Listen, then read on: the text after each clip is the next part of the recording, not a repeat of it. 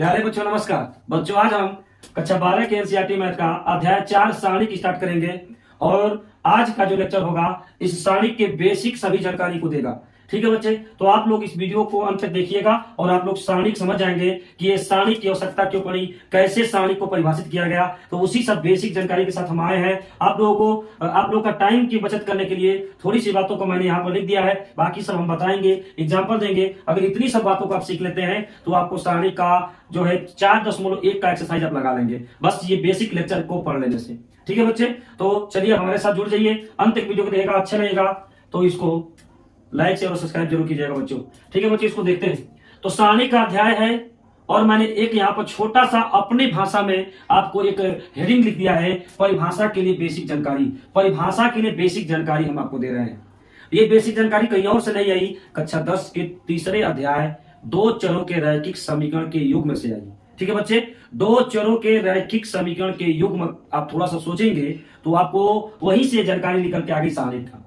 देखिए मैंने यहाँ पर ऑलरेडी लिख रखा है कि रैखिक समीकरणों के युग्म, युग्म का मतलब जोड़ा, जब भी आएगा 2 समीकरण आएगा, यही युग्म का मतलब होता है बच्चा। और भी रैखिक समीकरण यानी जो चर की घात होगी, इसमें चर कितने हैं, एक्स वाई चर है और a1 b1 c1 अचर है। एक समीकरण ये है और एक समीकरण और आएगा तभी तो युग्म बनेगा। एक दूसरा समीकरण a2x प्लस b2y बराबर c2 है। इसमें a b c अचर यानी संख्या और एक्स वाई चर। ठीक है बच्चे, तो पहले बेसिक जानकारी कैसा है इसको समझते हैं। कक्षा 10 की बात उठाया जा रहा है पहले और वहीं से बेसिक जानकारी निकल के आती है। तो कक्षा 10 के तीसरे अध्याय में आपको रैखिक समीकरणों का युग्म बताया गया था। तो ये मान लीजिए कि रैखिक समीकरणों का युग्म है a1x प्लस b1y बराबर c1 तथा दूसरा है a2x प्लस b2y बराबर c2।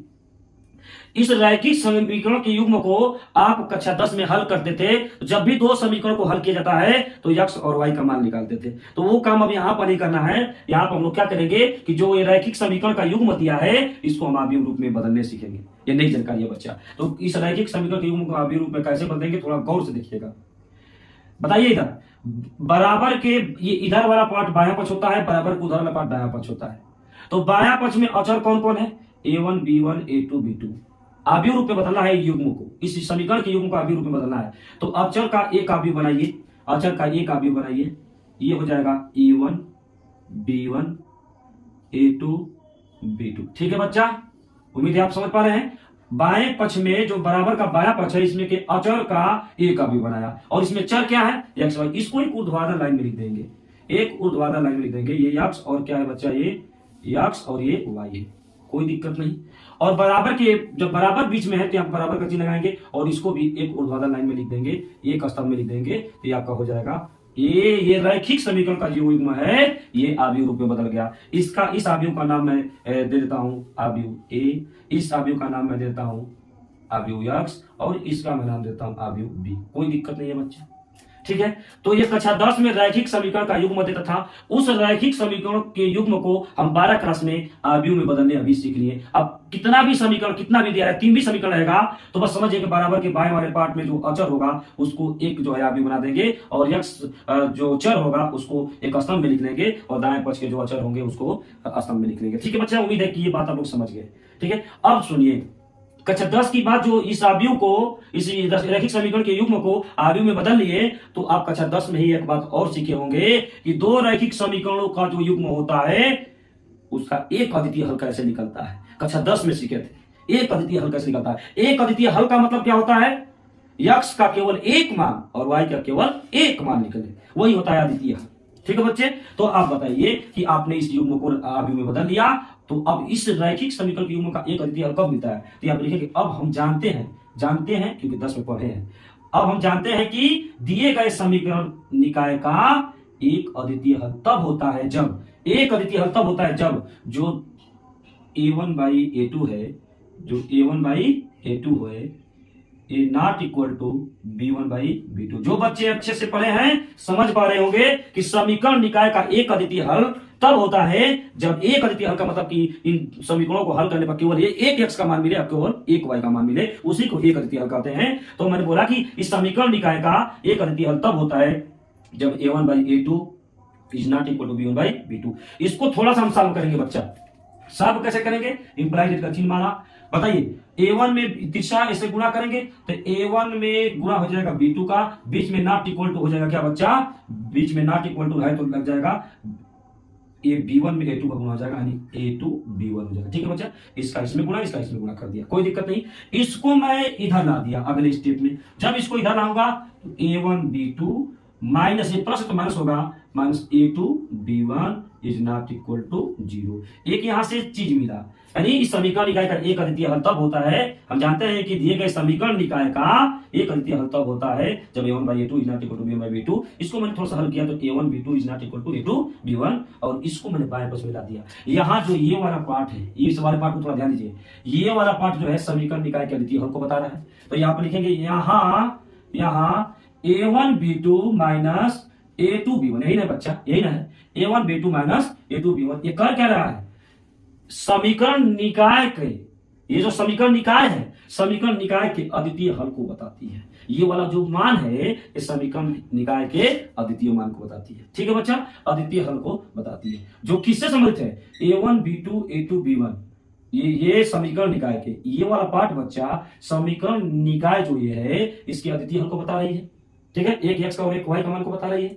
और ये किससे संबंधित है, ढूंढिए A1 B2 A2 B1 किसमें है बच्चा, A1 B2 A2 B1 किसमें है, अवयव A से संबंधित है। इसलिए मैंने लिखा कि यहाँ इतना समीकरण निकाय के अद्वितीय हल को बताती है जो अवयव A से संबंधित है, जो अवयव A से संबंधित है। और इसी अद्वितीय हल को, जो ये अद्वितीय हल है समीकरण निकाय का, जो ये अद्वितीय हल है, मैं इसलिए लिखा, और इस अद्वितीय हल को, जो समीकरण निकाय का हल था, इस अद्वितीय निकाय को अवयव ए का सारणी कहते हैं। जो ये हल है इस समीकरण निकाय का, ये समीकरण निकाय का जो ये हल है, इसी हल को जो ये अवयव ए था, अवयव ए का सारणी कहते हैं। और समझ गए बात बाबू, इस अवयव का सारणी कहते हैं किसको, समीकरण निकाय के अद्वितीय हल को। समीकरण ये निकाय है, इसका अद्वितीय हल ये है, इसी हल को जो अवयव ए था, अवयव ए का क्या कहते हैं, सारणी कहते हैं। इससे दिखाते हैं डिटरमिनेंट ऑफ ए से। सारणी को किस दिखाते हैं, डिटरमिनेंट ऑफ ए, या डेल्टा कर लीजिए, या इसको भी कहेंगे मॉड ए कीजिए, इसको भी कहते हैं डिटरमिनेंट ऑफ ए ही। ठीक है, कोई दिक्कत नहीं है। अब मैं मतलब आपको सिखा रहा हूं, जैसे मैं एक आपको दे रहा हूं एग्जाम्पल, एक एग्जाम्पल दे रहा हूं और आप लोग बताइएगा, अर्थात पूरे का मतलब मैं समझाता हूं, अर्थात मैं आपको दे रहा हूं एक यहाँ पर, इस पूरे का मतलब समझा रहा हूं। मैंने बोला क्या कि ये जो समीकरण निकाय का जो अद्वितीय हल यही था, अद्वितीय हल, ये अवयव ए से संबंधित है, और इसी हल को अवयव ए का सारणी कहते हैं। तो बताइए, हम लोग पहले अवयव को ले लें। ये अवयव क्या है हमारे पास, अवयव हमारे पास ए बराबर यही ना है बच्चा, अवयव ए बराबर, अवयव ए बराबर क्या है बच्चा, A1 B1 A2 B2, यही अवयव है बच्चा। बस एक बात ध्यान थोड़ा दीजिएगा, अवयव इतना का सारणिक, इस अवयव का सारणिक कैसे निकालेंगे, इस अवयव का सारणिक कैसे निकालेंगे बच्चे, इसी को मैं समझा रहा हूं।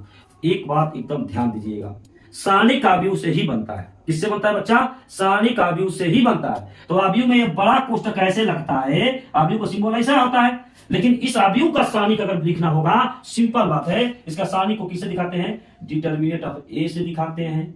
ठीक है बच्चा, या इसी को डेल्टा से दिखाते हैं, या इसी को डिटरमिनेंट ऑफ ए कहेंगे, चाहे मॉड ए कहेंगे। तो मैंने आपसे जो बात बोला उसको ध्यान दीजिएगा कि अवयव ए का सारणिक कैसे बनता है। ये अवयव था, इस अवयव का सारणिक कैसे बनता है, कुछ नहीं करेंगे, जो बड़ा कोष्ठक मुड़ा हुआ जो भाग था, ये सीधा हो जाएगा, ये सीधा हो जाएगा, ये सीधा हो जाएगा। और सीधा होगा कैसे, A1 B1 A2 B2, ये क्या है, ये वाला सिंबल जो है ये अवयव का ये सारणी को डिनोट कर रहा है। इसमें देखिए ये मुड़ा हुआ लाइन इसमें से हट गया है, जो अवयव में जो ये मुड़ा हुआ लाइन होता है, ये मुड़ा हुआ कोष्ठक जो होता है सारणी में ये हट जाता है और ऐसे खड़ी लाइन मोड़ की तरह से बन जाती है। इसको हल कैसे करते हैं, इसका हल यही तो है बच्चा, इसको हल कैसे करते हैं, A1 B2 है, इसका मतलब A1 में B2 को पहले गुणा हुआ है, फिर बीच में क्या लगा है माइनस, A2 में B1 का गुणा हुआ है, कोई दिक्कत नहीं। तो अब सारणी का कैसे सॉल्यूशन होता है, तो पहले A1 में B2 का गुणा करेंगे और माइनस, क्योंकि इसी अवयव का तो ये हल था बाबू, जो ये हल है अवयव ए का सारणी कहलाता है, जो ये हल है ये अवयव ए का सारणी कहलाता है। तो मैं वही अवयव को ले लिया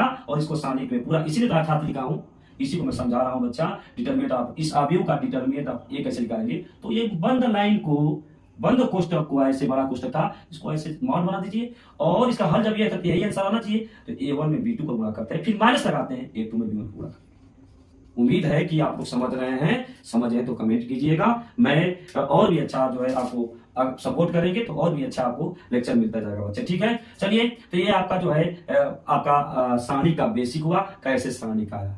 ठीक है बच्चा, तो सारणी क्लियर हो गया। एक एग्जांपल मैं देता हूं, एक एग्जांपल और देता हूं, जिससे आप लोगों को एकदम क्लियर हो जाएगा कि कैसे किसी भी आव्यूह का सारणी बनता है। इसके बाद एक नोट पॉइंट दूंगा। जैसे मैं, सुनिए बच्चे, इसका एक एग्जांपल लीजिए। मैं बोल रहा हूं क्या, आव्यूह ए बराबर यहां पर दे दिया कितना, 2 3 -4 और 5 का सारणी ज्ञात कीजिए, का सारणी ज्ञात कीजिए। अभी मैंने एक बात बोला है बच्चा, सारणी ज्ञात कीजिए, सारणी ज्ञात कीजिए। अभी मैंने एक बात आप लोगों से बोला है कि आव्यूह का ही सारणी बनता है। तो इसका जब आपको आंसर करने के लिए आएगा तो सीधे जवाब दीजिएगा कि ये आव्यूह आपके पास दिया है। क्या दिया है बच्चा, आव्यूह ए बराबर दिया है 2 3 -4 और 5, ये दिया है। और इसका सारणिक लिखना है, ए का सारणिक, ए का सारणिक जब आप करेंगे तो इसको आप 3 सिंबल्स दिखाते हैं। इसको मैं कहता डिटरमिनेंट ऑफ आई, कोई दिक्कत नहीं है बच्चा। और ये जो बड़ा कोष्टक का लाइन है ऐसे सीधा बन जाएगा, 2 3 -4 और 5। ठीक है बच्चे, कैसे इसका आंसर निकालते हैं, पहले इससे इसका गुणा करेंगे, फिर माइनस इससे इसके ऊपर करेंगे। रूल मैंने बता दिया क्यों गुणा करते हैं। ठीक है बच्चे, क्यों का जवाब आपको मिल चुका है। तो बताइए, जब इससे इसके गुणा करेंगे तो हो जाएगा 5 2 5 10। सूत्र के हिसाब से, रूल के हिसाब से बीच में क्या लगाते हैं, माइनस। बीच में क्या लगाते हैं बच्चा, माइनस। तो बताइए, इसमें 2 5 10 माइनस लगा दिया। अब फिर इसके बाद इसका इसमें गुणा करेंगे तो -4 में 3 से गुणा करेंगे -12। ये माइनस माइनस प्लस बनेगा तो 10 + 12 ओवर कितना बना बच्चा, 22 बना। ये आपका इसका आंसर होगा। एक नोट पॉइंट बहुत जरूरी है आप लोगों को सीखना। ठीक है बच्चे, सारणिक वर्ग आव्यूह का ही बन सकता है।